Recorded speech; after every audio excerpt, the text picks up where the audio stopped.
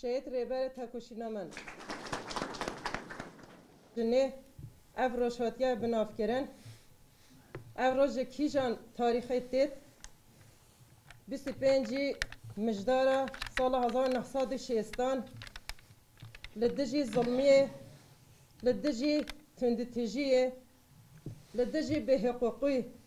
و بن پیکرنو مافی جنان لدجی و اف روش وكي خوشكن مرابل لدجي في ظلمي رافين سريح الدان وهاتن شهيد خستن هاتن قتل كرن ام دزاني كو شوي روجه حتى ايرو اف ظلمي و اف نهقي اف تندتجي لدجي جني هر تمتي تماشاندن ام بینیم كو ايرو شوراشا جن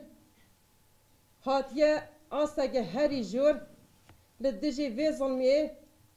اف شورش سری هندایه وکه جنه کو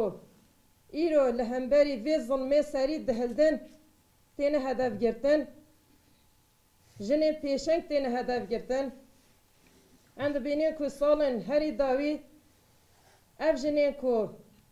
هم شورش روژاوا هم شورش روشهلات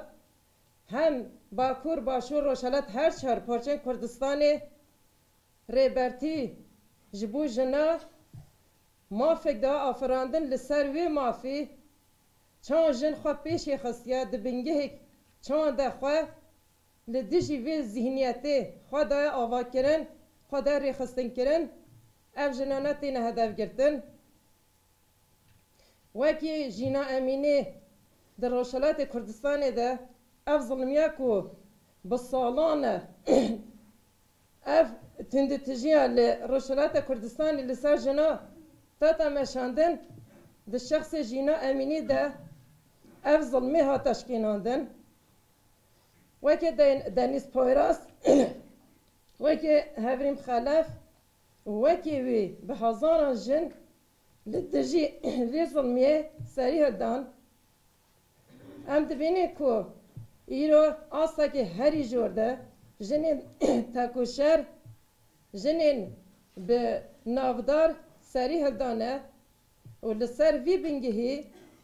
اف جن تکوشی نخواه لآسا هری جورده لدجی وی ظلمیه تکوشی نگددن مشاندن آزادی جن آزادی